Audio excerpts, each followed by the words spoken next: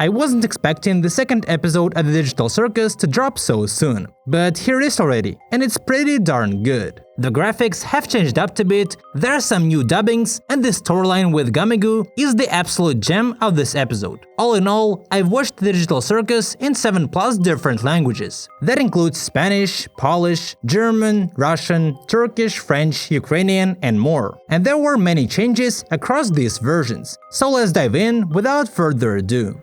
Let's start with the Bubbles voice. It changed between different versions. For some reason, this character sounds more like a woman in some dubs, a man in others, and something in between in still others. For example, in the Filipino version, this creature sounds completely like a girl. Kaharian na puno ng candy. Mukhang malagkit. But in the Thai version, they sound like a guy. In the original, he's somewhere in between. An entire kingdom of candy sounds sticky. Now you should remember this scene. Do it, or I'll tell Ragatha about the figurine thing. Gangle is hiding something, but what and why? I think it's possible that she's in love with Ragata and has a little figurine of her. Interestingly, this was changed in some of the other dubs. For example, in Spanish, Gangle isn't hiding a figurine, but a drawing. Hazlo, o le contaría a Ragata sobre tus dibujitos. In Turkish, Jack simply says he will tell Ragata Gangle's little secret. Yoksa o küçük sırrını Ragata'ya söylerim. Now let's move on to a more intriguing topic, swearing. Throughout the second episode, all the swearing was censored. However, there were a couple of dubs and scenes where the swearing was clearly audible as if there was no censorship at all. For example, in the Polish version. To my great surprise, this time, the swearing in this scene in the Russian dub was completely censored.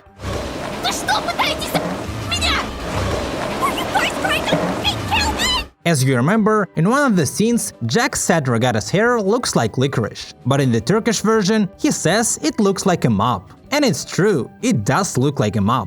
Why don't you leave this to me before I start thinking your hair looks like Bu licorice? çeneni kapamazsan saçının paspastan yapıldığını düşünmeye başlayacağım. In this episode, we were introduced to a new character, Fudge. To me, he's pretty similar to the Glowing Queen. But anyway, his name was adapted differently in different versions. For example, in German, his name is something like Candy. Ich bin das Konfekt. I am the Fudge. Ben lokum canavarı. In the Mexican version, he was called Señor de Leche or Mr. Milk. Bueno, señor de leche. But in Ukrainian and many other dubs, they just left Fudge. Ja veličný Fudge. Now let's talk about Kane. He's practically a god for the world of the Digital Circus, and in the second episode, this was openly stated to us. You must be the brave knight sent to us by God to help us with our recent catastrophe.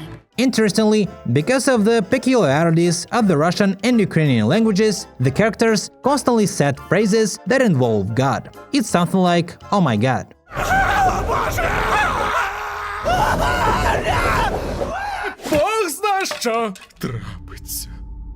Who knows what could happen?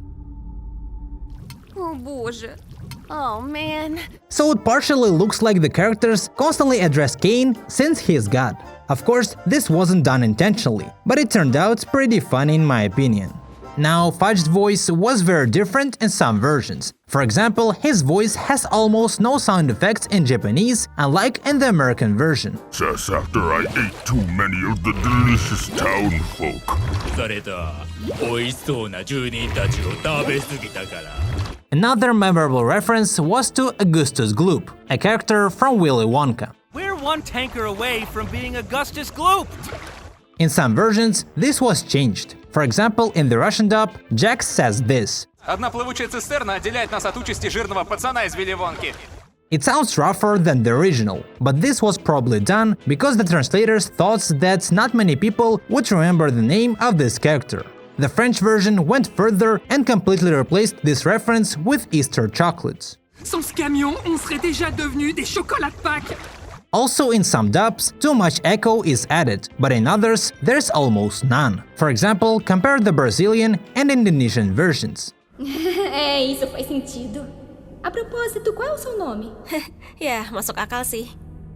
Oh iya, nama kamu siapa? Yeah, that makes sense. What's your name, by the way? Closer to the end of the episode, when the characters return to the digital circus, Kane calls them hard-shelled hamburgers. Welcome back, my little hard-shelled hamburgers!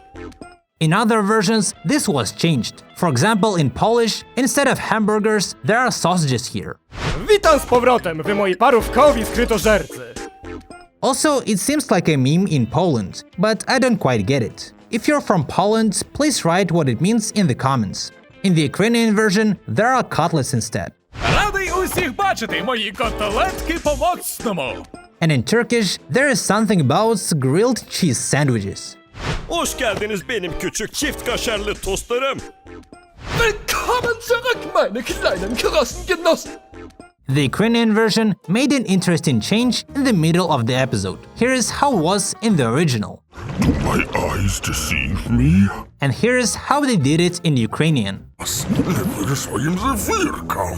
And indeed, he has marshmallows instead of ice. It is a very witty change.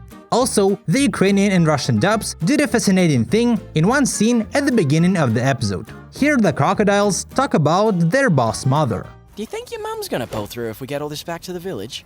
After that, Jack says this in the original. When we catch up to them, I'll jump over, crawl inside and shoot them repeatedly until they're unrecognizable. Ja, wenn wir nah genug dran sind, springe ich rüber, infiltriere den Wagen und baller diese Milchbubis ins Nirvana.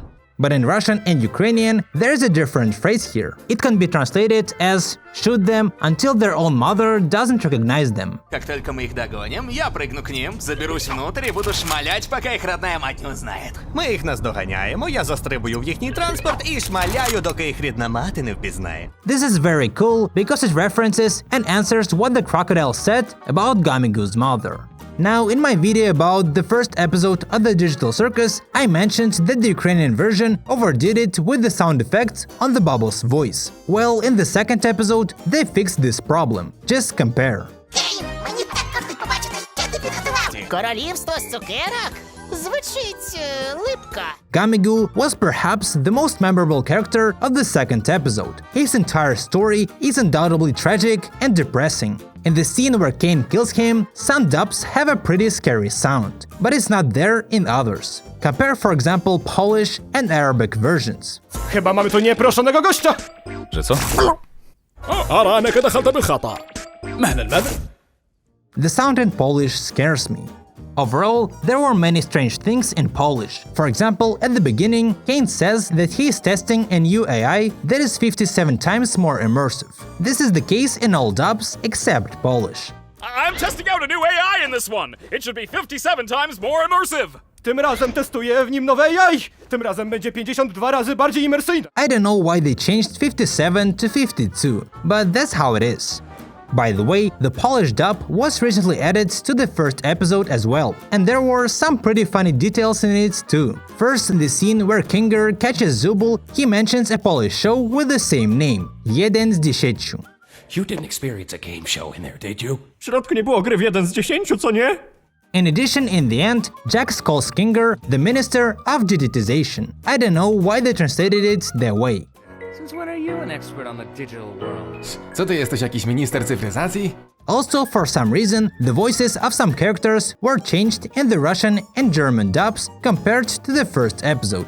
Now, there were also echo problems in another scene. Again, sometimes it was big, and sometimes it was gone altogether. Just listen.